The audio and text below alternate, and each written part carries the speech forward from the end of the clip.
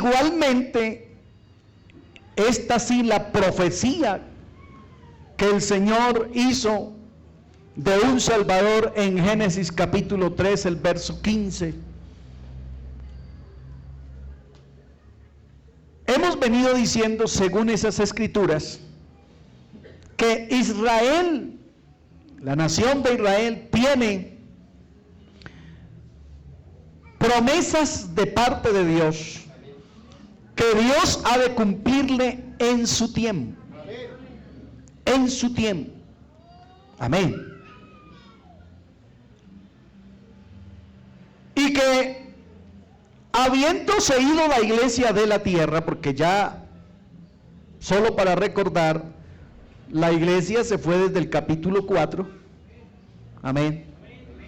Acabo de acordarme aquí, o más bien informarles, ustedes no han visto a David hoy, ¿verdad? ¿Alguien sabe algo de David?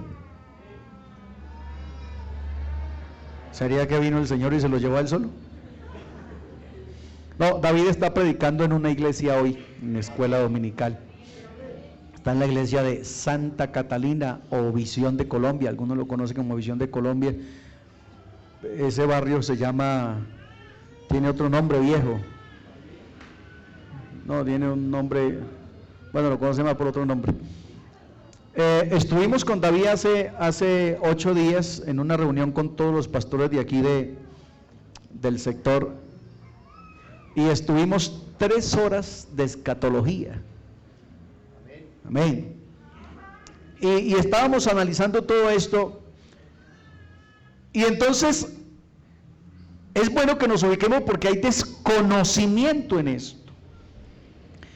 Es bueno que nos ubiquemos en la profecía. Israel tiene promesa de Dios desde Génesis. Amén. Capítulo 12, cuando Dios le hace el llamado a Abraham, que lo saca de la tierra de Ur, de los caldeos, y le da la promesa. A partir de ahí Dios comienza un trato exclusivo con Abraham y su descendencia solo en Isaac. Porque acuérdense que Abraham tuvo otro hijo que se llamó Ismael. Los 2 muchachos, cada uno por su lado, tuvieron 12 hijos. Cada uno, 12 hijos tuvo Ismael, 12 hijos por el lado de Isaac. Tremendo, ¿verdad? De los 2 se dijo que 12 muchachos, 12 hombres saldrían de sus lomos, y que esos muchachos harían pueblos fuertes como en realidad lo son, porque no solamente es fuerte el pueblo de Israel, sino que también es fuerte el pueblo descendiente de Ismael. Pero entonces hay un problema entre ellos dos. Ellos se convirtieron en enemigos a muerte. Los descendientes de Isaac y los descendientes de Ismael se convirtieron en enemigos a muerte, y de alguna manera yo les hallo razón. Porque ¿cómo es posible que mi hermano, siendo hijo de mi papá, herede más que yo? Ni siquiera más, le dieron todo a él. Pues es hijo de mi papá, yo también soy hijo de mi papá. Lo único que no tenemos es la misma mamá, pero el papá sí es igual. Entonces, debieran haberle, por ley natural, civil, por ley de tierras, se tenía que haber heredado igual, pero al Señor le plació que fuera así. El Señor dijo: no heredará el hijo de la libre con el hijo de la esclava. Y el Señor se le antojó así, es que el Señor es así, hermano. Ahí nace entonces el conflicto judío-palestino. Ahí nace entonces el problema que hay para el pueblo de Israel, y todas las guerras y las batallas que usted haya querido tienen que ver con eso. Tienen que ver con ese problema de que Agar e Ismael hayan tenido que irse de la casa de su señor Abraham sin herencia. Ustedes recuerdan que cuando Sara ya, porque Sara pues de alguna manera la embarró, porque le dio permiso al viejo de sinvergüenciar con Agar. Amén. Porque acuérdense que no es que Abraham fuera pati alegre, es que Agar le dijo que, Sara le dijo, pues viejito como yo, no le puedo dar un hijo, hágale ahí a la chacha, porque ¿qué hacemos? Usted necesita descendencia. ¿Ven? Y en realidad la cultura y la ley lo permitía y no se inculpaba de pecado. Porque estamos antes del Sinaí. Amén. Aunque antes del Sinaí ya estaba la ley, pero no estaba promulgada y entonces no se ejecutaba.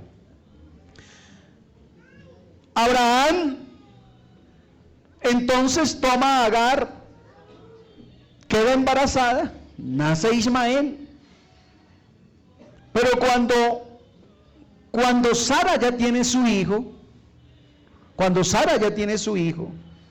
entonces empieza a haber conflicto entre ellos dos, problemas. Ahora Sara se da cuenta que ha cometido un error y le pide a Abraham que por favor hay que echar la muchacha. Abraham entonces vuelve y le hace caso a su señora, le empaca la maleta a Agar, le empaca la maleta a Isaac y los despide. A Ismael los despide. Recuerden que Agar e Ismael caminaron unos buenos kilómetros por el desierto. Caminaron hasta que se les agotó el agua que llevaban, se les agotó. El muchacho tuvo hambre y sed. Y Agar entonces, el muchacho se tenía que morir. No es posible sobrevivir en pleno desierto sin comida. Y ella cogió el muchacho y lo llevó allá lejos para no verlo morir. Amén. Y ella se quedó lejos para morirse ella y el muchacho, pero que ella no se diera cuenta de la agonía del muchacho. Pero estando Agar en esa decisión, amén, palabra de Jehová vino y se presentó el ángel de Jehová.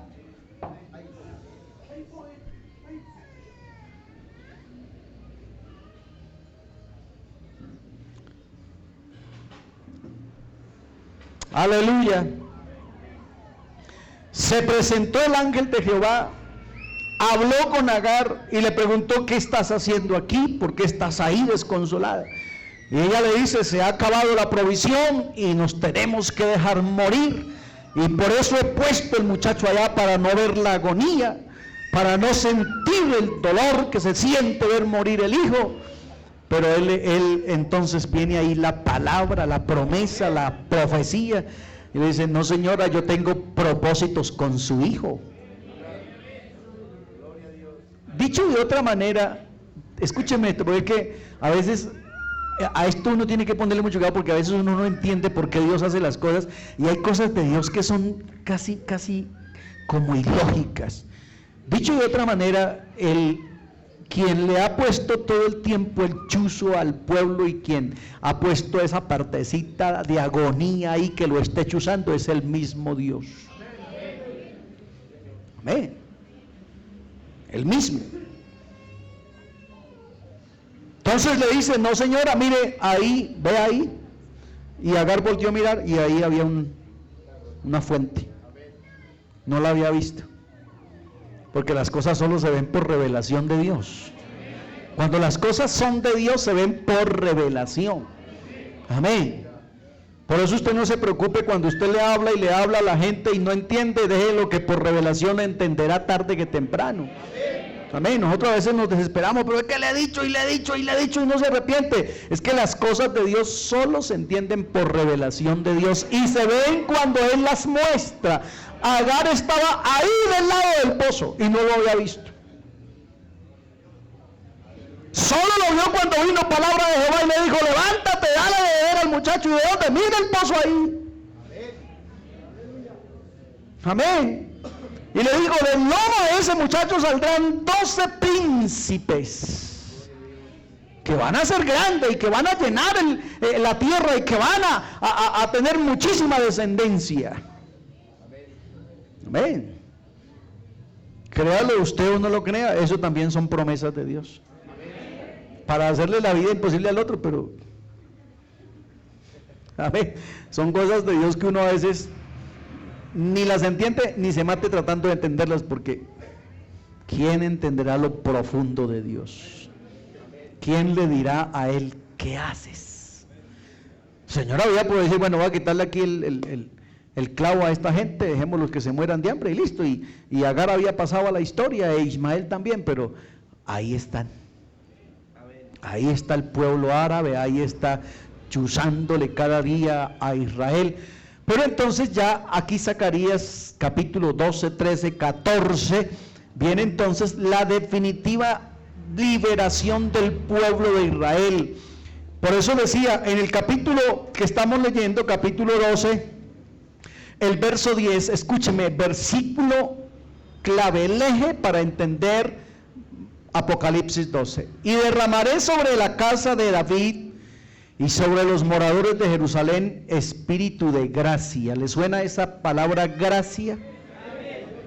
¿Le suena? Gracia. ¿Por gracia? ¿Por gracia? Nadie se salva por la ley. Si hay aquí algún adventista, Dios lo bendiga, pero le toca que se convierta. Señor, si es que el mismo pueblo de Israel, que fue a quien se le promulgó y se le dio la ley, no se va a salvar por ley, se va a salvar por gracia. Ellos mismos, que son los guardadores de la ley, porque la ley no se dio sino para ellos, no para nosotros. Por eso yo como chicharrón de 5 escalas, de 40 escalas, me comí uno en Medellín el otro día. Amén. Porque a mí la Biblia con respecto al marrano no me dice nada. Me dice, todo lo que Dios limpió es productivo para comer, y con la oración se santifica el alimento, así que hágale a lo que quiera, mijo. Amén. Vea, yo por eso no voy donde los médicos, porque los médicos son las personas que peor le llevan la contraria a Dios. Vea, usted va donde un médico hoy y le dice, mijito, no tome tinto, no tome Coca-Cola, no tome colombiana, no tome limonada, no tome chocolate, no coma carne, no coma pollo, no coma marrano. ¿Y entonces qué va a comer, hermano? ¿Ah? Y entonces le dan una receta de habichuela, repollo, zanahoria y una cosa. Y usted se pone a tragar de eso, y a los días va donde otro médico, todo abutagado, ya ya le dicen es menudencias, porque ya es solo huesos. Amén. Y el médico le dice, ¿y cuál es su dieta? ¿Cuál es su alimentación? Le dice, no, yo te comento habichuelas, repollo, zanahoria, chuguas, cuguios y toda esa vaina, porque el otro doctor me dijo, no, está mal, usted puede comer esto. Y entonces ellos lo vuelven loco a uno. Entonces, ¿sabe qué yo hago? Yo oro. Cada vez que me sirven una frijolada con oreja de marrano así, yo oro. Amén. Y me han servido frijoles con garra, aguacate, huevo y leche, y no me ha pasado nada, hermano, porque yo oro, hermano. Aleluya. Diga gloria a Dios. Es que yo tengo que creerle a la palabra. Obvio que yo no estoy diciendo que tenemos que demandarnos, no, tenemos que cuidarnos. Somos el templo del Espíritu Santo y tenemos que cuidarnos. Si usted se come los mismos frijoles con garra a las 12 de la noche, ¿cierto? Pues va a tener su problema. Pero si usted se los come al almuerzo, cuando todavía hay actividad física, cuando usted todavía tiene que levantar el bulto de papa, cuando usted todavía tiene que hacer 20 carreras en el taxi, cuando usted todavía tiene que subir 10 veces las escaleras, cuando usted todavía tiene que desarrollar 5 exámenes en la universidad, hermano, ore y pídale al Señor que ese alimento bendiga su vida física, hermano, y será tan sano como yo. Barrigón pero sano. Amén. Claro. Estamos. ¿Por qué llegamos aquí a la comida? ¿Por qué llegamos aquí? Porque usted y yo tenemos que aprender a creerle a Dios y a su palabra. Aunque nos parezca chueco el pensamiento. Amén. Aunque pareciera que Dios no tiene razón, Él la tiene absolutamente toda. Y cuando uno no le entiende a Dios cosas, no se mata entendiéndolo. Simplemente dígale: Señor, si tú lo dices, así es. Entonces, señor adventista, si usted cree que dejando de comer marrano, ahora ya no toman ni chocolate ni café, las dos bebidas más ricas que el Señor ha dejado. Mire, una pucha de chocolate así bien espumoso, con una arepa de las que hace mi mamá delgadita, así de grande. Amén. Con quesito migado y un poquitico de sal. Bendito y alabado. Aleluya. ¿O no? Hermano, un chicharrón de 20 escalas así de largo, bien crocantico, hermano, con unos patacones fritos, plátano verde asado machacao, hermano.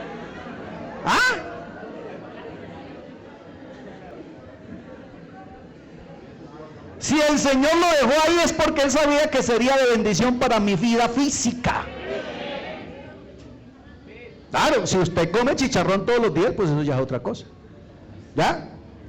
Si todos los días se mete usted un chicharrón así de grande y fuera de eso 1 metro de longaniza y fuera de eso 5 pezuñas de marrano, pues obviamente que el colesterol se le va a volar. Pero si usted lo hace moderadamente y en oración. Amén. Si imagínese si en oración estoy autorizado hasta beber cosas mortíferas. Obviamente no se va a ir a tomar el matarratón que tiene allá en la casa en el nombre del Señor. Amén. No, pues es cuando alguien quiso atentar en contra del pueblo, cuando alguien quiso hacer algo. Y a muchos hermanos, a muchos pastores les han servido cosas mortíferas, bebidas dañinas, pero el hermano ha dicho: santifico esto en el nombre de Jesús.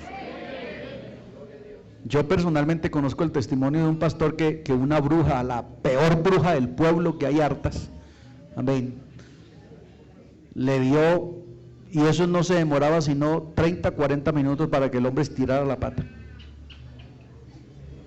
El pastor se tomó el veneno, pasó un día, pasó 2 y el hombre. Y a los 2 días la señora fue la que se empezó a hinchar. Y a los 3 días la bruja estaba muerta. Porque mi Biblia lo dice. Amén. Mi Biblia lo dice. A mí el diablo me puede desear mal, pero todo el mal que él me desea a mí. Amén. Como yo estoy metido en un escudo cilíndrico. Amén. Como yo estoy metido en un escudo cilíndrico, entonces por detrás y por delante, dice David, me rodeaste. ¿Qué indica eso? Que todo lo que el diablo tire contra mí rebota. Por eso a mí me da mucha tristeza cuando los hermanos dicen: hay poder en Jesús, hermano, me están haciendo rezos. Hermano, encontré tierra del cementerio en la puerta de mi casa, hay poder en Jesús para que me ayude a hacer un recito ahí, una oracioncita. Hermano, y anoche bajó una araña negra por la pared. Hermano, y se me murió la mata de sábila. Pues usted no es menos ni más que Regina 11, hermano. A usted le falta es arrepentirse, hermano. Ninguna maldición proferida en contra tuya tendrá efecto, dice la Biblia. Ninguna.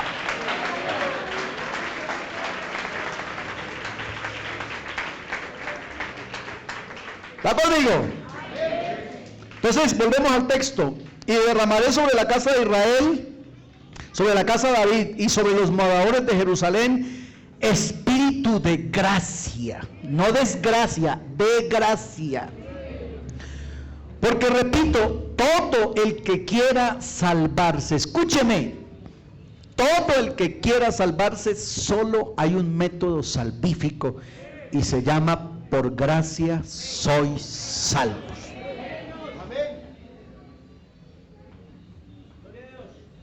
Así que es una torpeza creer que hoy yo me salvo guardando un sábado o un domingo o un lunes o un martes. Por gracia sois salvos por medio de la fe, y esto no de vosotros, sino que es un regalo de Dios. Dios me regala a mí la salvación. Amén. Entonces la salvación no hay que comprarla, no hay que adquirirla, no hay que conseguirla, no hay que subir, no hay que bajar. La salvación es un regalo de Dios. Escúcheme, este espíritu de gracia va a ser derramado ¿en dónde? En la casa de David. ¿Y cuál es la casa de David? Jerusalén. ¿Y Jerusalén qué es? La capital de Israel. Así que estamos hablando de Israel. Derramaré espíritu de gracia y de oración. ¿Oyó eso? Y de oración. Y escuche esto glorioso. Y mirarán a mí. Mirarán a mí, dice el Señor. Aleluya, a quien traspasaron. ¿Lo ubica en alguna escena de la historia eso? Mirarán a mí a quien traspasaron. ¿A quién traspasaron?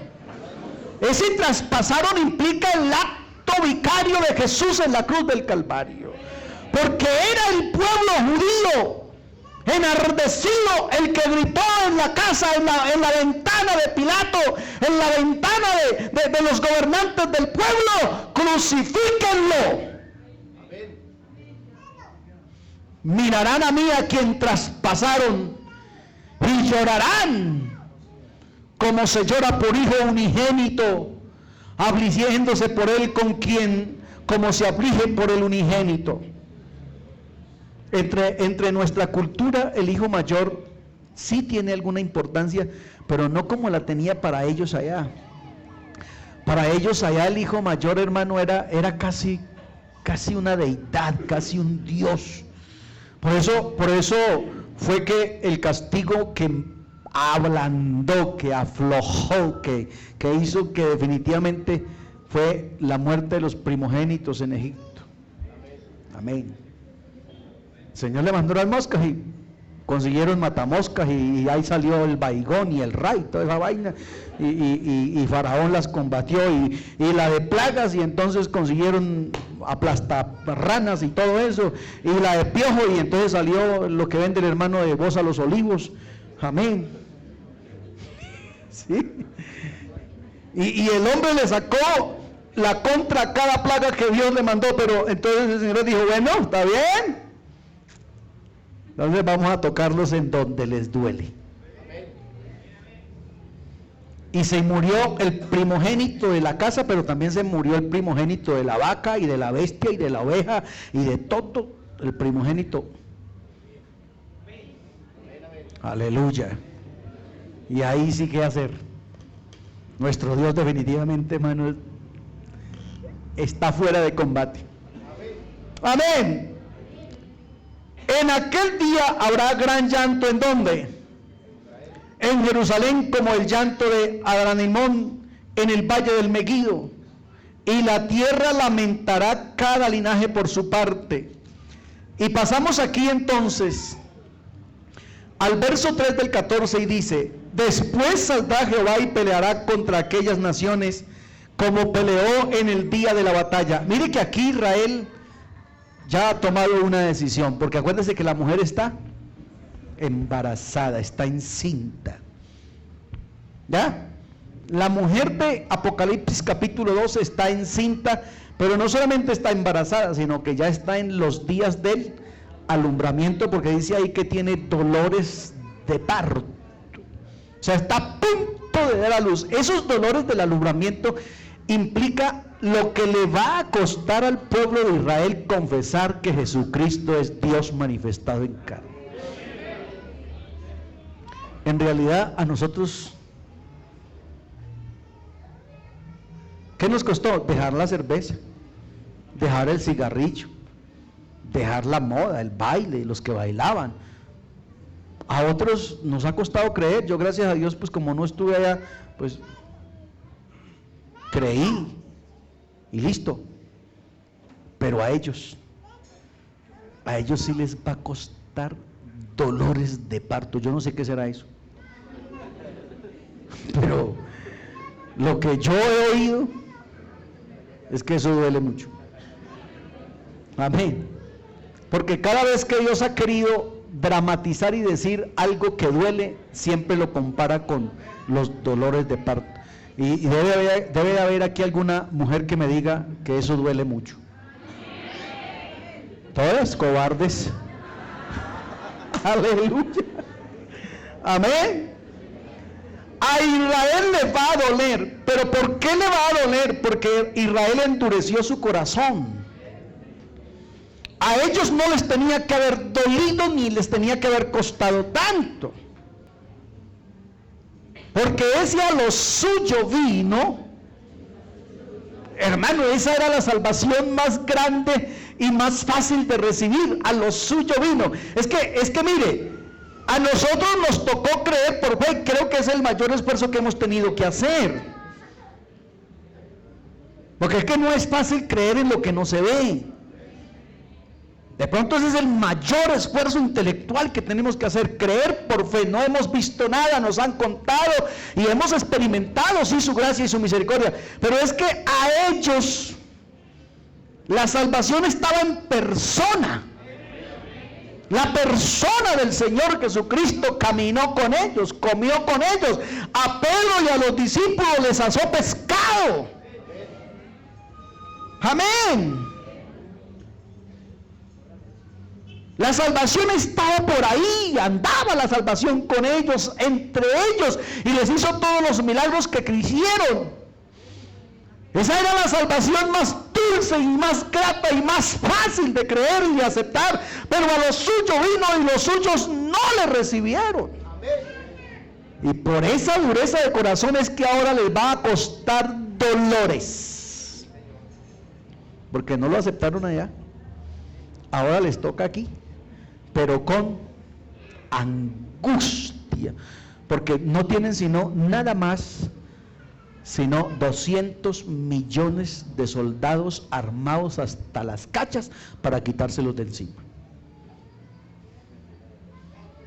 ¿Ah? Pero aquí viene la ayuda divina. Aquí es donde yo admiro mucho a mi Dios todas las veces. Dice, después saldrá Jehová y peleará contra aquellas naciones como peleó en el día de la batalla. Escuche esto. Y se afirmarán sus pies en aquel día sobre el monte de los olivos, que está al frente de Jerusalén al oriente, y el monte de los olivos se partirá por el medio, hacia el oriente y hacia el occidente, haciendo un gran valle. Y la mitad del monte se apartará hacia el norte y la otra mitad hacia el sur. Y huiréis al valle de los montes, porque el valle de los montes llegará hasta Asal. Este Asal, yo no sé, los que han de pronto leído un tantito números levíticos, cuando se presentaban las ofrendas, se acuerda que habían dos machos cabríos que se ofrecían. El uno se sacrificaba y otro se llevaba hasta por allá, hasta el desierto, y se entregaba a Asal o a Asael. Es lo mismo que estamos hablando aquí, allá a esa distancia. Por allá, en esa misma distancia, es donde vamos a encontrar un poquitico más adelante, ya en el mismo capítulo 12, vamos a encontrar un pueblito llamado Petra. Amén. En el corazón del desierto, allá bien al fondo, en el corazón del desierto, Dios ya tiene un lugar listo para la mitad de la ciudad. Porque mire aquí, la hermana Livia de Castellano me preguntaba el otro día, ¿qué tanta gente o cuál es el porcentaje de gente que se salva? Mire la respuesta aquí. 14:2. Porque yo reuniré a todas las naciones para combatir contra Jerusalén. Y la ciudad será tomada y serán saqueadas las casas y violadas las mujeres. Y la mitad de la ciudad, ese irá en cautiverio, se perderá. Ese irá en cautiverio y se perderá. Mas el resto del pueblo no será cortado. Ok. Aquí estamos también definiendo otra problemática que tenemos. Pablo dice, y luego todo Israel. Amén. Luego todo Israel será salvo. Entonces hay predicadores que toman ese todo Israel será salvo de esa manera, totalmente literal, y aplican entonces que todo Israel se va a salvar. No, señor. Acordémonos del texto que esto se predicó fue allá donde ellos, no aquí sino allá donde ellos, se predicó. Ir por todo el mundo y predicar el evangelio a toda criatura. ¿Qué? El que creyere y fuere bautizado será salvo. Entonces esa expresión, todo Israel será salvo, no, señor, todo el que creyere. ¿Estamos? Todo el que creyere. Porque ya hemos dicho hasta la saciedad, el método salvífico para Israel será el mismo nuestro, el mismo. Ellos tienen que creer que Jesucristo es Dios manifestado en carne. Ellos tienen que creer que el que murió en la cruz del Calvario, que era su paisano, el hombre de su tierra, que nació en Belén de Judea, es el Salvador del mundo. Cuando ellos crean eso, el que crea eso será salvo. ¿Está conmigo? ¿Vamos bien hasta ahí? ¿Vamos bien?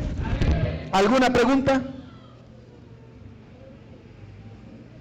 Ese porcentaje miti es para Israel, ¿cierto? Porque los gentiles es todo. Sí, los gentiles ya están salvos ahí hace rato.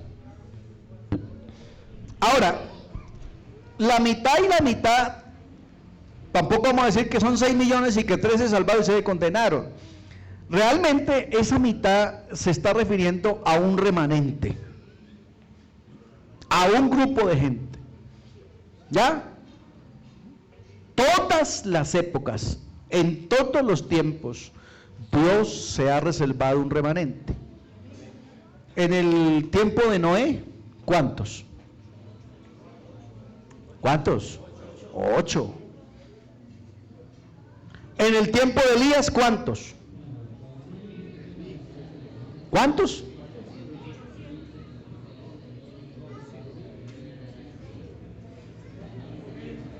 ¿Cuántos? En el tiempo de Elías, ¿cuántos? ¿Cuántos? 8,000. 8,000. ¿Quién da menos? ¿Quién da más? ¿Cuántos? 7,000.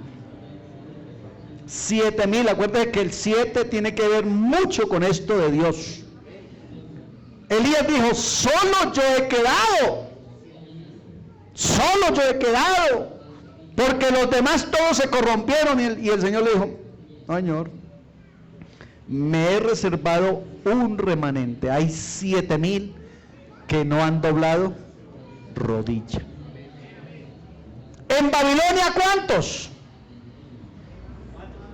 4. ¿Sí? ¿Cuántos? ¿Seguro? ¿Están seguros? ¿Están seguros? El rey preguntó, ¿a cuántos echaron en el horno? Entonces, ¿cuántos?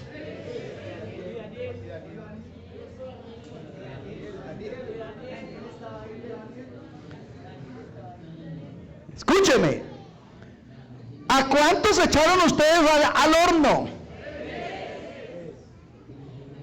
Y fue el rey el que dijo, pero yo veo 4. Pero entonces, ¿cuántos permanecieron como palmera ante el edicto del rey? 3. 3. No 4, porque 4 fue los que vio el rey, pero el cuarto era el mismo. El cuarto era el mismo Dios. Así que él no tenía que guardar ningún testimonio. Los tres fueron los que permitieron: Sadrat, Mesach y Abednego. Amén. ¿Listo? Así que todos los tiempos Dios se ha reservado un remanente. Aquí, acuérdense que en el capítulo 7 ya hay un remanente, los 144,000 sellados, que es una mentira del diablo a través de los testigos de Jehová que dicen que son los únicos salvos que van a haber. Esos 144,000 sellados son exclusivamente judíos, que serán los evangelistas del tiempo de la salvación de Israel. Ellos evangelizarán su propia nación. Amén. Pero ya aquí en el capítulo 12, los 144,000 se dan en el 14, en el 7, en el 12 es cuando Israel se convierte. Aquí vamos a titular este capítulo como la conversión de Israel. ¿A quién? A Cristo. Creo que con eso ya les definí el capítulo.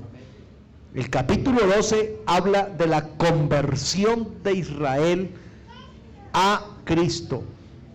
Dijimos que cuando la Biblia en el léxico escatológico habla de mujer, entonces tiene dos figuras definidas: o es una iglesia o es una nación. ¿Ya? O es una iglesia o es una nación. En este caso es una nación. En este caso es una nación. ¿En qué caso es una iglesia? Cuando el Señor habla en el capítulo 25 de Mateo: dos mujeres estarán moliendo en un molino, la una será tomada y la otra será dejada. Ahí no está refiriéndose a dos naciones, sino a dos iglesias. ¿Cuáles dos iglesias? La de él y la otra. Amén. Que no hay sino dos iglesias, aunque el mundo esté plagado de religión y hayan iglesias en todas partes. Amén. Desde arriba que se ve bien, el Señor solo ve dos: la de él. Por eso dice: una será tomada y la otra será dejada. Amén. Alabe al Señor por eso, hermano. Aleluya.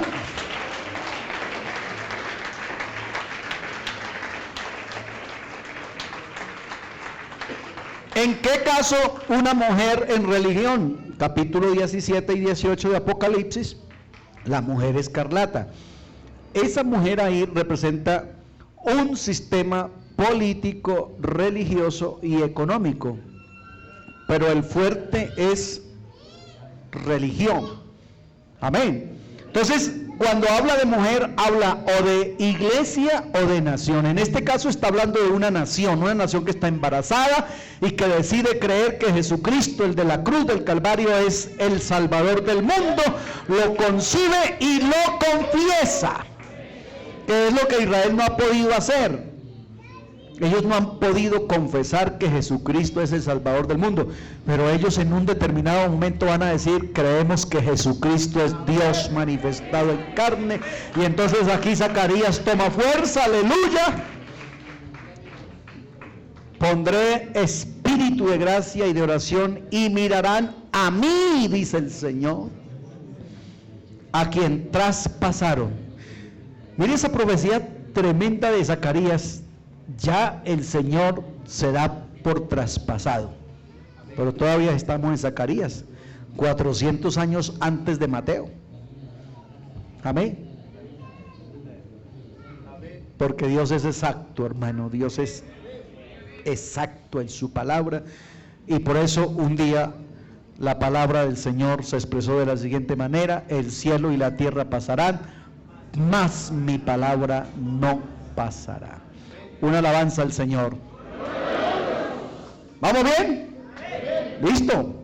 Creo que ya el próximo domingo, si me dejan predicar, amén, porque Johncito estará que se predica, no sé, él es el líder de la República. Si me dejan predicar, creo que el domingo dejamos el capítulo 12 listo. Amén. porque hemos hablado bastante, aunque de Israel hay muchísimo, hermano, que hablar. Pero como nos interesa es la parte netamente escatológica con respecto al capítulo 12, entonces ya hemos definido que la mujer del capítulo 12 se llama Israel. ¿Que por qué está embarazada? Porque está tomando una decisión definitiva para su salvación, y es que ellos están empezando a creer que el Señor que mataron allá atrás hace 2000 y tantos años, ese paisano que hacía milagros y sanidades, a ese a quien Juan mandó a preguntar, díganos si usted es o esperamos a otro, a ese que le puso los dedos al ciego, a ese que le sanó la mano seca al hombre que tenía enferma su mano, a ese que le dijo al político de 38 años, haga su lecho y camine, a ese que le dijo a los 10 leprosos, vayan y sánense, y a ese que le dijo, lávese en el estanque de Bethesda, ese, nuestro paisano, el milagrero, ese es nuestro Salvador.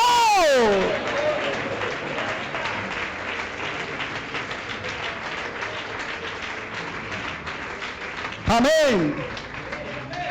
Y el llanto que hay aquí tiene dos connotaciones, porque les va a doler mucho haber hecho lo que hicieron con él. Amén. Les va a doler mucho lo que hicieron con él, pero les va a doler mucho esa decisión, porque esa decisión les representa a ellos, oiga eso, destruirán la ciudad, violarán las mujeres, a los niños los estrellarán. Acábese de leer bien el capítulo 24 y el capítulo 25 de Mateo, y se dará cuenta usted todo lo que va a suceder. Se va a repetir parte de la invasión de Tito en el año 70, se va a repetir parte de lo que Antíoco Epifanes hizo antes de Cristo, que se cree que es el tipo que más se acerca, es casi la fotocopia del anticristo. Dice que la sangre llegó a subir hasta el freno de los caballos. Aquí Zacarías en el capítulo 14 dice que a la gente para esa época se le va a deshacer la lengua en la boca. Aleluya. Y va a haber dolor y angustia y agonía. Pero al fin y al cabo habrá un producto. ¿Sabe cuál? Un Israel salvo. Un Israel salvo, listo para pasar a una cosa que se llama milenio, en donde usted y yo obviamente también vamos a estar. Amén. En donde usted y yo obviamente también vamos a estar.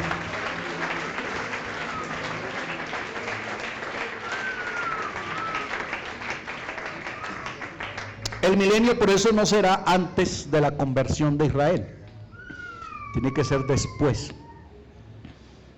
porque la promesa de un rey permanente en el trono de David se dará a través de que Israel crea el evangelio del reino. Escuche, el evangelio del reino.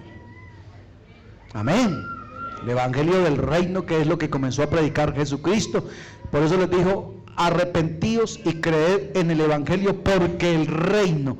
Ellos no entendieron esa palabra nunca. A ellos se les olvidó una promesa hecha atrás, el reino. Así que ellos tienen que creer en el evangelio del reino para que ese evangelio les devuelva el trono de David, en donde se sentará ni nada más ni nada menos que nuestro Señor Jesucristo. ¡Aleluya! Escúcheme, a usted le hubiera gustado ver a Jesucristo como lo vieron los discípulos, como lo vio la nación. ¿Sí le gustaría verlo? Listo, fácil. ¿Sabe qué tiene que hacer? Entrar al milenio. En el milenio vamos a tener un Cristo de carne y hueso, pero además Rey de Reyes, no durmiendo en la pesebrera, no diciendo lo que tuvo que decir: las zorras tienen guaridas y las aves de los cielos nidos en donde pongan sus polluelos, pero el Hijo del Hombre no tiene donde recostar la cabeza. Ese día Él será el Rey de Reyes. ¡Aleluya!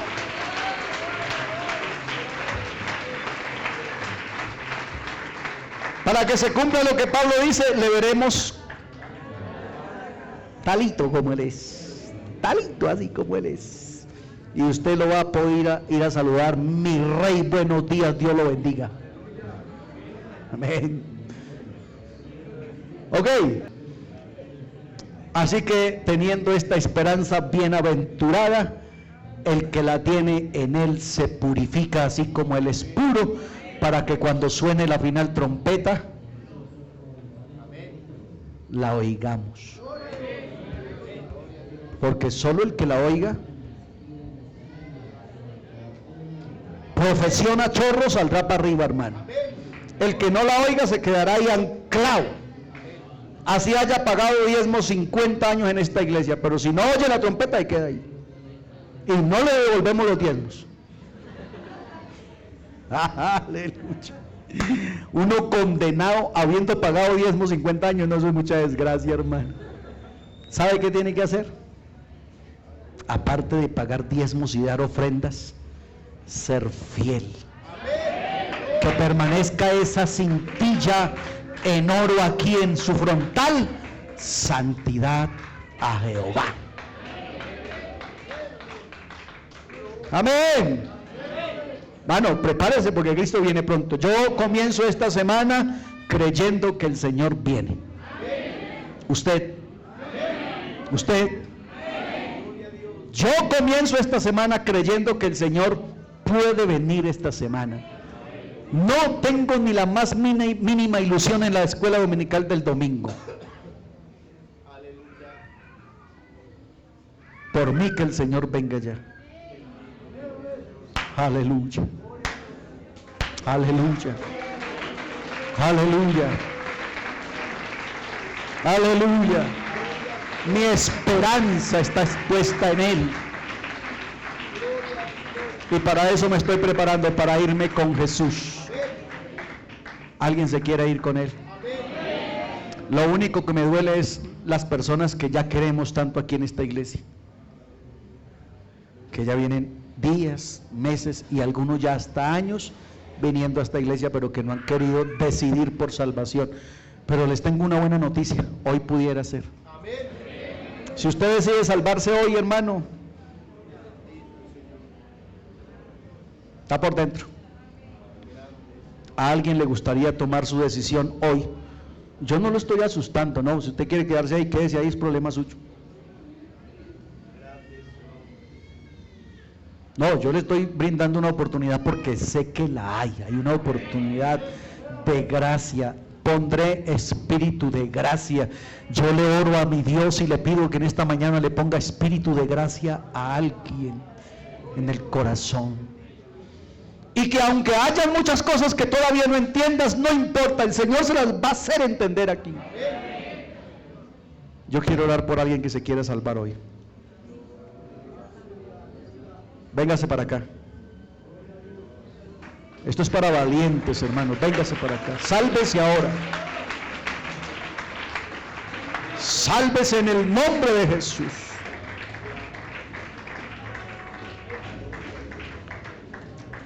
Alguien más que venga. Queremos orar por usted. Alguien que esté arriba, desplácese desde allá. Véngase, échese la caminadita hasta aquí. Aleluya. Aleluya. Aleluya. Véngase por favor, sálvese ahora. Ayúdele a venir, hermano, ayúdele a llegar.